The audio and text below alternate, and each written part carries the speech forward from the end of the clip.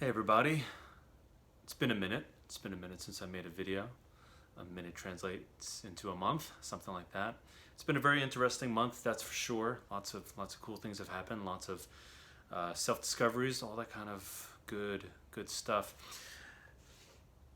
This evening, the reason why you notice the tone in this room is a little darker. That's because I usually when I record my videos, it's during the day, usually in the morning. But tonight, I just had to get on here and share a personal story in hopes that it helps you guys as well, because I just think it's so important. Um, in the last few days, four of my TikTok videos have been removed from TikTok, and all of them, which is very interesting, all of them were taken down for hate speech. Now, of course, if you've seen any of my videos on this channel, I'm a huge advocate for hate speech, right? Obviously, I'm not. I'm not at all. And you know what's even silly and to think about is that these videos, they weren't these kind of videos. They weren't like, me speaking or something. I wasn't even in the videos.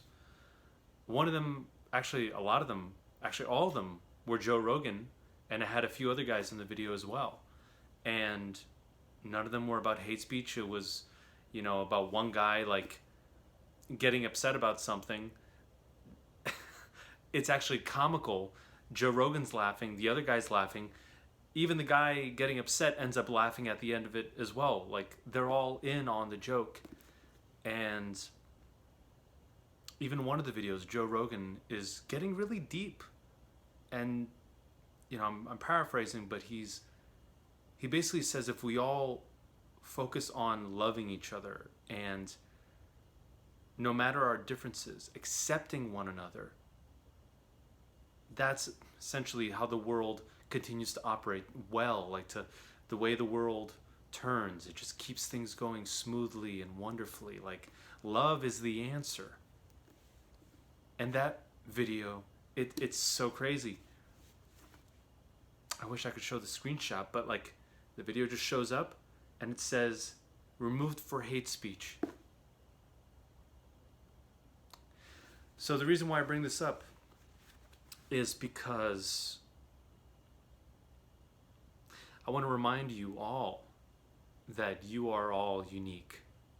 There's no one else like you out there. And that should make you feel really good about yourself.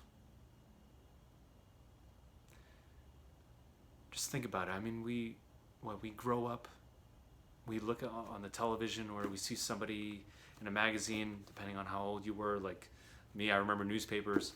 But we look up to people and we're like, oh, if only I could be that way, or I want to be that guy, I want to be her. That's a place that we get to, and then eventually we realize I had to be the first me. I forgot what movie I heard that in, but learning to become the first you, realizing that you're not like anybody else.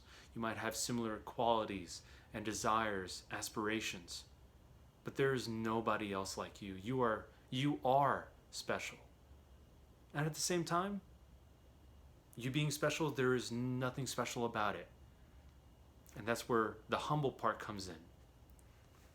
Because you're special, you realize your value, you realize your uniqueness, you realize your talents and why you use it, the real reasons why you use it, and why you have them.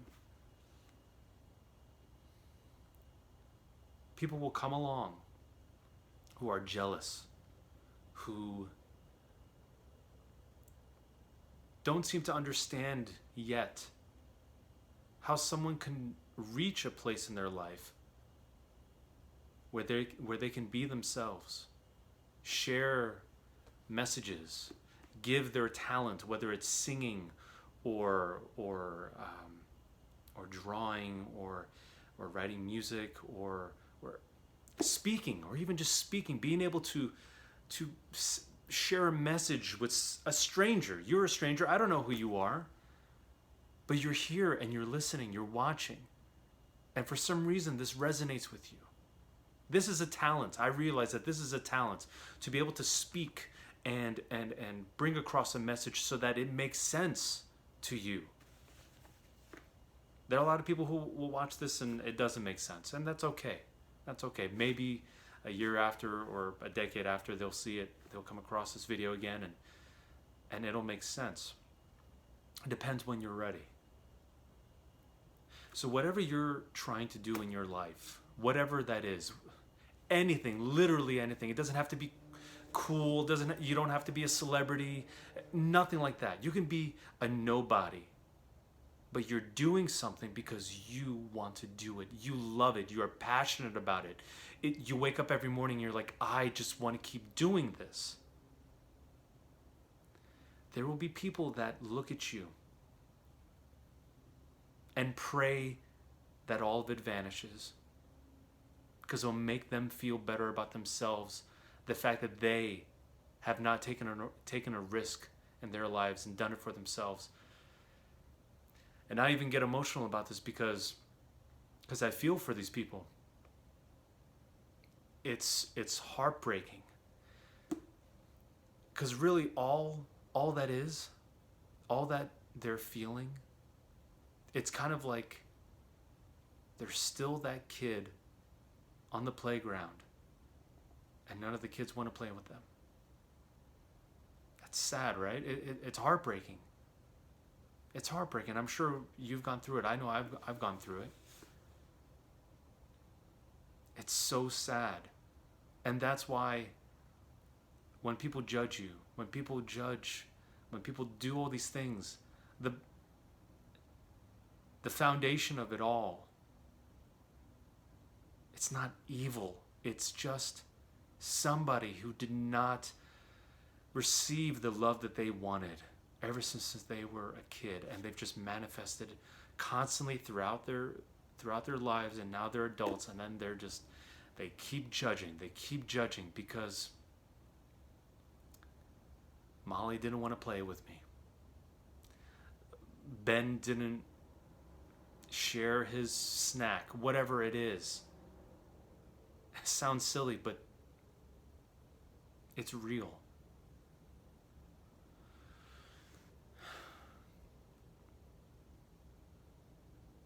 I've been reading this book. I just started on Monday. See You at the Top by Zig Ziglar. I'm taking my time with it because there are so many nuggets in every chapter. It's so good.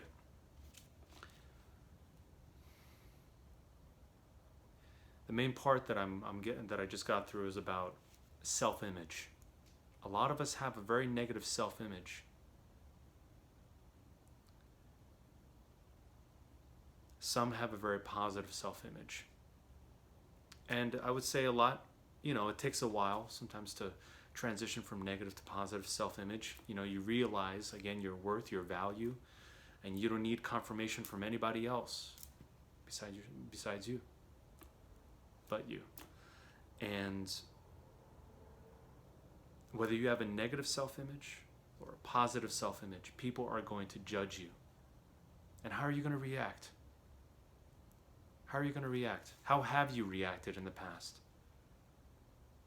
It hurts, right? It hurts. It sucks. Come on. I mean, I can be positive all day and pretend like things don't bother me. Things bother me. I think it's not impossible, but it's just really difficult. No matter how centered you are, eventually you'll get to a place where people will say things to you, and it's like you kind of laugh it off, because eventually, through every experience, every single time that you have now implemented these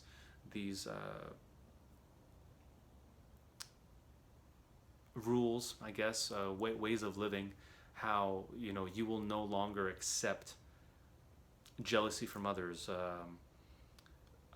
judgments from others, you get a thicker skin. But still, it's how you react. Reacting is key. You know, a few videos before, I brought up sinning and all that kind of stuff. So really what it comes down to, what is a sin? A sin is, you might have a thought about doing something like, I want to take that bag of chips from a store, or take a stick of gum, or lie, or stuff like that. Like, having the thought is one thing. Having a thought is not a sin. Acting on that thought is the sin. So when people judge you, and they judge you to your face, or how this happens, with getting censored, it's how you react. It's how you react. I made a reaction video to TikTok tonight. I posted the third one, because the first two, it was just me airing out what I was feeling. And it was very passionate. It was good. But I felt like I needed to calm down just a little bit. And the third one was one that I posted because it really came from the heart. And I was able to think more clearly. It's important how we live our lives, obviously. But it's important how we react to people, to situations, even the good things. How do we react? Is it okay to get upset? Is it okay to be angry? When is it okay to show anger, and how to process it and translate it to somebody? You don't do it. It should not be done to hurt the person. It's, if you speak with anger, if you're mad, it's okay to be mad. But if you tell the person in a way to help them understand, that is a better way. That is a more constructive way. And just because you did that, you chose the mature, constructive way of expressing yourself, that doesn't mean it will be accepted. Because let's face it, a lot of people have not reached a place where they are open enough to hear somebody else's side, to step into their shoes. It's a journey, I know.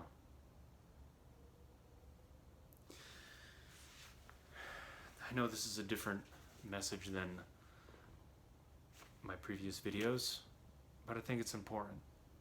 And thank you for listening, because obviously this really bothered me today. Because when all you're trying to do is just make somebody's day better, and to see that someone tries to shut you up, it stings. But then after you process what you're feeling, you realize what's going on. And you should feel good about yourself for being you, for being true to you. This is how I'm circling back to being authentic. Don't apologize for being you. You're a great person. You're a beautiful person. What you've gone through in your life, it's your story. It's yours. What you think has happened to you has happened for you.